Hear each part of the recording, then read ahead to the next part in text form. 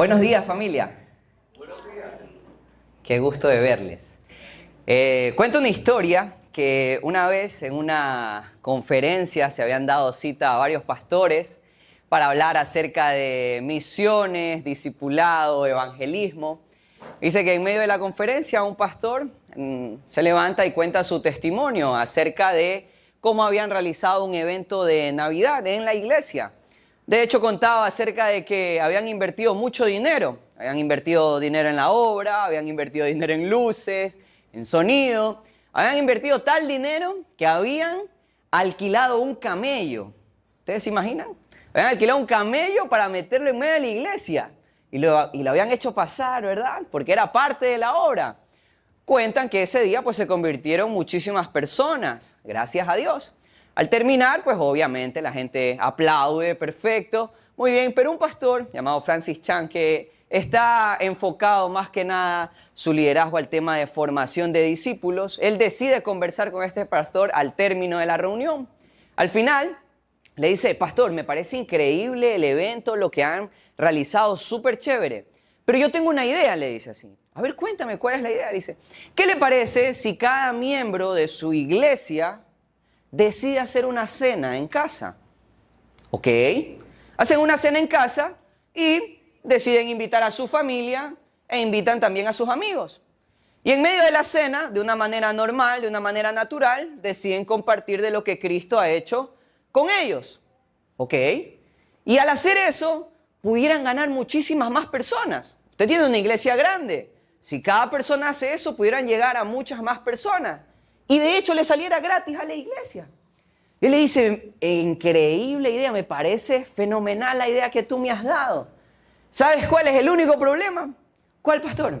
El único problema es que la gente de mi iglesia no está dispuesta a hacerlo. La gente de mi iglesia no está comprometida a hacerlo. Mejor veamos cuánto nos cuesta alquilar un camello para el siguiente año. La semana anterior el doctor Sergio tuvo la oportunidad de compartir con nosotros acá la palabra y estuvimos hablando acerca de la Gran Comisión. ¿Se recuerdan? ¿Qué se les viene a la mente? Y no es pregunta retórica, sino que espero que me contesten. ¿Qué se les viene a la mente cuando hablamos o cuando mencionamos la frase Gran Comisión? ¿Qué se les viene a la mente? Compartir la palabra. Ok. ¿Qué más? ¿Sí? Ok, muy bien. Vamos a la palabra del Señor. Vamos a Mateo 28. ¿Sí? Ya. Perdón un ratito. ¿Puedes retrocederlo? Sé tan amable. El tema del día de hoy se llama el clásico llamado. Y allá abajito dice: y su fragmentación. Las palabras son a propósito. Vamos con la palabra. Mateo 28, del 18 al 20. Lo leemos todos a la voz de 3. 1, 2 y 3. Y Jesús se acercó. Toda potestad me da en el cielo y en la tierra.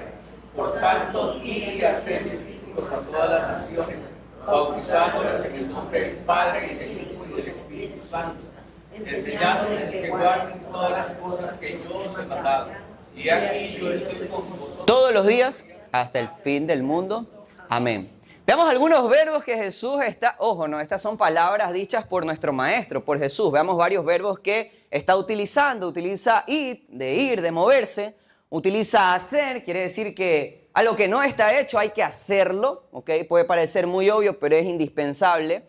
Luego dice bautizando y luego dice enseñando. Correcto. Mire que tiene que ver con un proceso de enseñanza-aprendizaje. Eso es clave, porque está muy relacionado con lo que dijo anteriormente, de hacer discípulos. Un dato interesante nada más, para los que son curiosos, ¿sí? Les gustan los datos allí. La palabra o la frase Gran Comisión en la Biblia no está, por si acaso. ¿Sí? Es un título que se ha colocado ahí. De hecho, es un título que se acuñó por el año 1600. Gran Comisión no está en la Biblia. Pero sí hay una palabra que está en la Biblia y se repite varias veces y Jesús la usa y la vivió, que es hacer discípulos. Entonces allí está la clave de lo que vamos a aprender el día de hoy. Porque a veces nosotros hemos creído que esta comisión o este encargo que nos dejó Jesús es de solo evangelizar. Pero si evangelizamos y compartimos de Cristo y no formamos, Es como si plantáramos una semilla en la tierra y la descuidáramos y la dejáramos allí. Nadie la riega y nadie la cuida. Pero lo contrario también es cierto. Si nosotros nos dedicamos a formar algo, ¿verdad?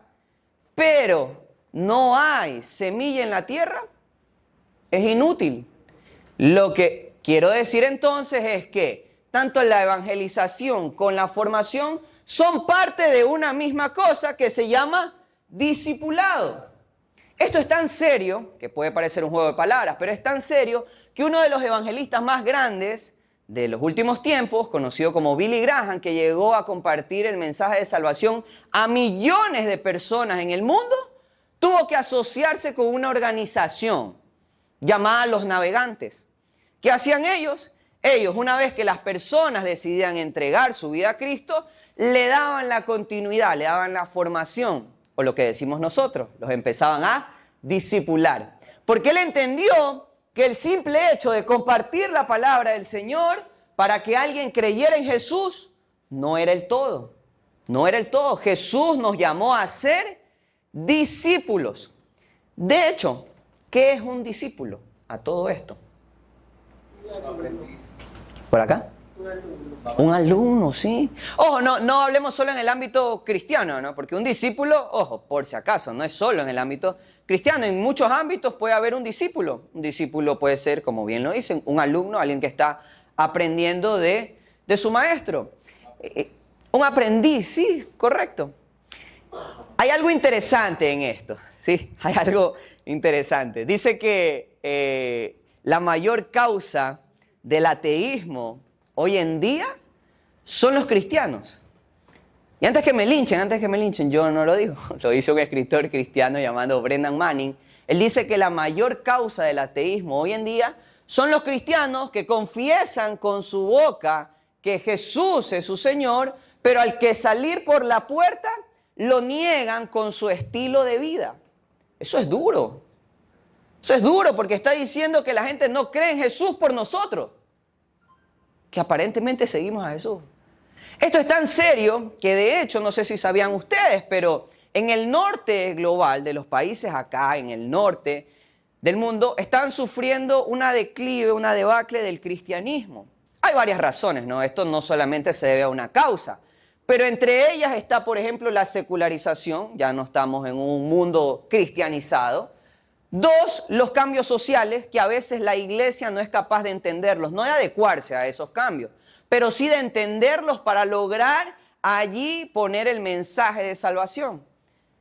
Y uno de los puntos también muy importantes es una débil cultura de discipulado. Es decir, hacemos eventos, hacemos reuniones y lo único que hacemos es hacer consumidores de cultos, no discípulos. Y eso es grave, porque eso a lo único a lo que nos va a llevar es a un declive de nuestra fe, de que no podamos ser capaces de transmitir eso a la siguiente generación. Es decir, lo que Dios nos está llamando a hacer es pasar del creer en Jesús a crecer en Jesús. ¿Alguien puede decir es lo mismo? Pues vamos a decir que no necesariamente. El primer paso, si bien es cierto, es creer en Jesús. Eso está bien. El paso continuado, natural, debería ser crecer en Jesús. Allí mismito. ¿Ok? Entonces, cuando hablamos de discípulos, hablamos de un aprendiz. De hecho, de eso se trata. Podríamos decir que un discípulo en cualquier contexto que sea, pues es alguien que aprende. Y algo más difícil, que es lo mismo, pero en nuestra sociedad se ha vuelto un poco más complicado, es aquel que se deja enseñar. Es complicado eso, porque eso juega con nuestro ego. ¿Qué significa entonces ser un discípulo ahora en el contexto cristiano? Pues bueno, podemos decir que un discípulo es aquel que ha decidido creer en Jesús. ¿Ok?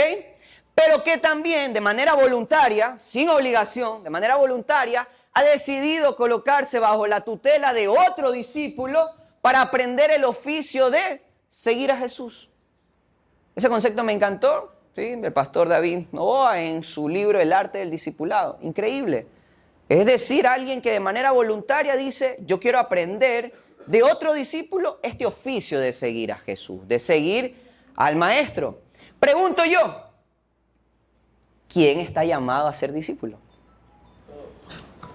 Claro, porque alguien podría decir, bueno, siempre las cosas más difíciles se las encargamos a los pastores, ¿sí o no?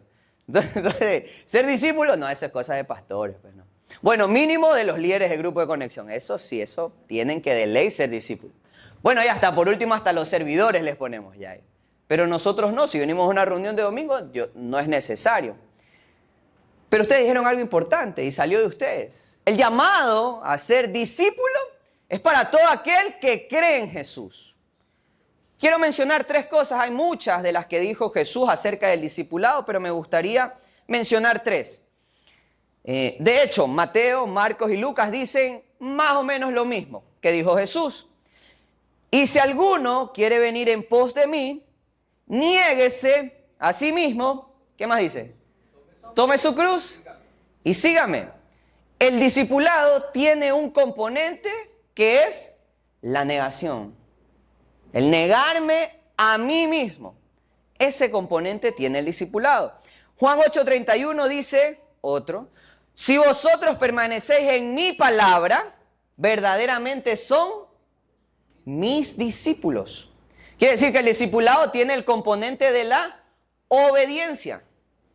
El discipulado tiene el componente de la obediencia. Y tercero, Lucas 9:62 dice, ninguno que poniendo su mano en el arado, mira hacia atrás, es apto para el reino de los cielos. Es decir, un discípulo tiene que ser capaz de ya no ver lo que queda atrás, ser capaz de dejar lo que quedó allí y poner su meta hacia adelante. De hecho, eso fue exactamente lo que dijo Pablo. Yo no pretendo haberlo ya alcanzado, ¿sí? Pero una cosa hago, prosigo a la meta. ¿Ok? Entonces el discipulado tiene el componente de negarme a mí mismo, de obedecer a mi maestro y de ya no ver lo que queda atrás, sino enfocarme en lo que está adelante. Eso es ser un discípulo. ¿Cuál es el problema de hoy en día? Bueno, el problema es que nosotros hemos desvinculado, o si se me permite el término, hemos fragmentado el discipulado. Y alguien puede decir, bueno, esto es teoría, Álvaro. Lo que tú estás hablando son palabras y es teoría nada más. Bueno, te voy a demostrar que esto no es teoría, que esto lo vemos hoy en día y ese es el problema.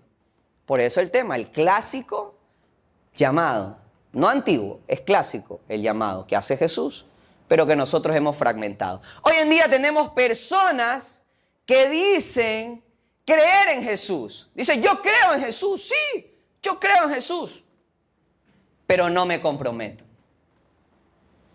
O sea, es que ya comprometerse es como exageración, ¿no es cierto? Ya eso es mucho. O sea, yo de creer, yo sí creo en Jesús, sí, eso sí.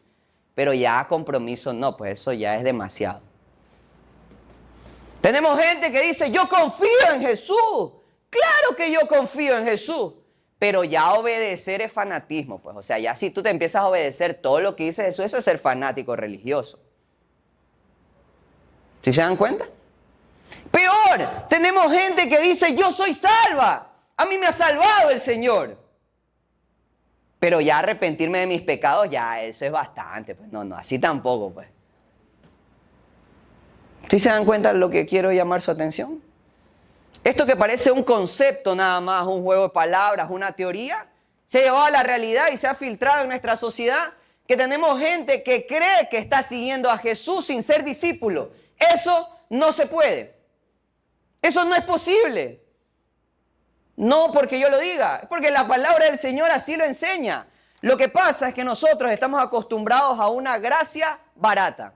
Hemos perdido de vista, no nos hemos dado cuenta y hemos hecho de ese hermoso regalo de la gracia una baratija. Hemos hecho un cincuentazo. Así. Hemos hecho algo que, sí, usted solamente reciba a Cristo y ya. Y ya, sí, ya. No tiene que arrepentirse de sus pecados. No son pecados, de hecho. Son errores. Entonces, tranquilo. Usted solo haga la oración y ya. Así es. O sea, 30 por $1, lleve caserita. Así es la gracia del Señor, ¿en serio? Esa es la gracia que nos está otorgando nuestro Señor. O sea, decimos, es una gracia sin arrepentimiento, una gracia sin confesión. ¿No hay que confesar nuestros pecados? O sea, es una gracia sin discipulado. Esa es la gracia barata. Es una gracia sin compromiso, sin disciplina. Esa es la gracia a la que nos está llamando nuestro Señor. Una gracia sin cruz. Es una gracia y muchas veces sin Cristo. Esa es la gracia que nos está dando nuestro Señor. Yo no lo creo. Yo creo que la gracia es cara. Es una gracia costosa. Es valiosa. Esta gracia se compara como un hombre que ve un terreno. Al descubrirlo se da cuenta que hay un tesoro. Lo vuelve a enterrar. Se va y vende todo lo que tiene. Vende todo lo que tiene para comprar ese terreno. ¿Por qué? Porque sabe lo valioso que hay allí. Se parece también como aquel comerciante que se da cuenta que hay una perla de gran precio y dice que va y de la misma forma vende todo lo que tiene para comprar esa perla. ¿Por qué? Porque sabe lo valioso que tiene, sabe la valía que tiene. Entonces todo lo que venda es nada comparado con lo que va a conseguir.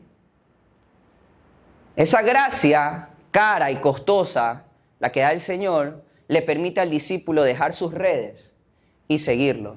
Esto que estoy diciendo no son historias que me estoy inventando, por si acaso. No son historias que me estoy inventando, la palabra del Señor las cuenta. Mateo 13, versículos del 44 al 46, nos narra estas dos historias porque Jesús quiere hacernos ver cómo es el reino de los cielos. Es un llamado para todos. Y alguien puede decir, Álvaro, lo que tú estás diciendo entonces es que la salvación es por obras. No, sigue siendo gracia. Porque el Señor da la vida, es gracia, Él la da. Pero es costosa para el hombre porque le va a costar su vida. ¿Se recuerdan que hay que negarse? Entonces es gracia porque el Señor da la vida, pero es costosa porque al hombre le cuesta la vida. Es gracia porque el Señor justifica al pecador. Pero es costosa porque Él condena los pecados.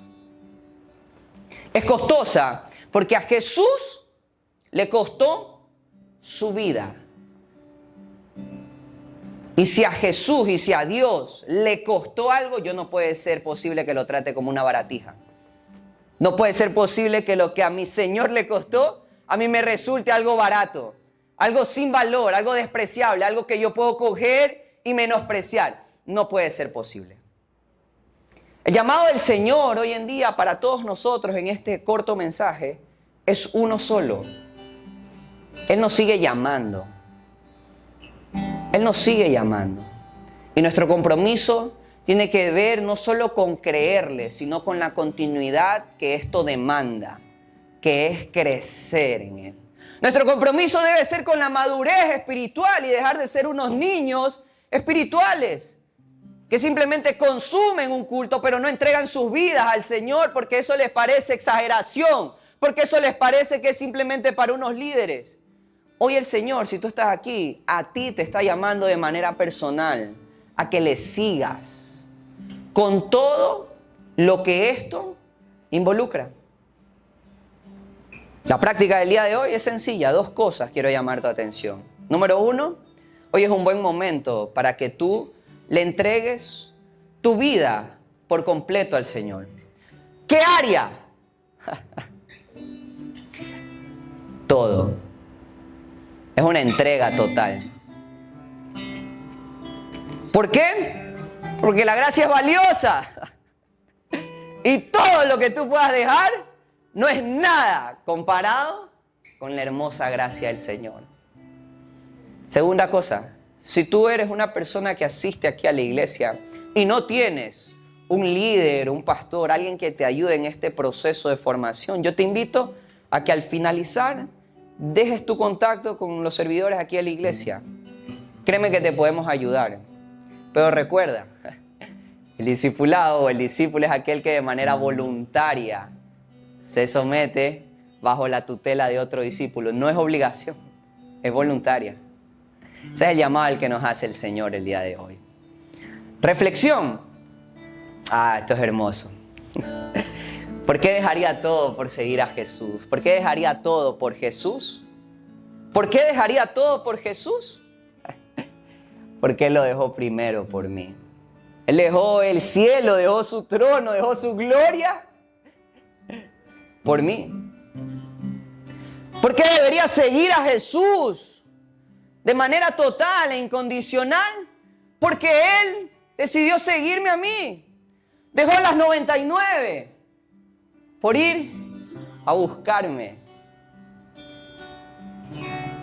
¿Y por qué debería amar a Jesús? Porque Él me amó con tal locura que fue capaz de entregar su vida. Qué infeliz sería si yo no le correspondería.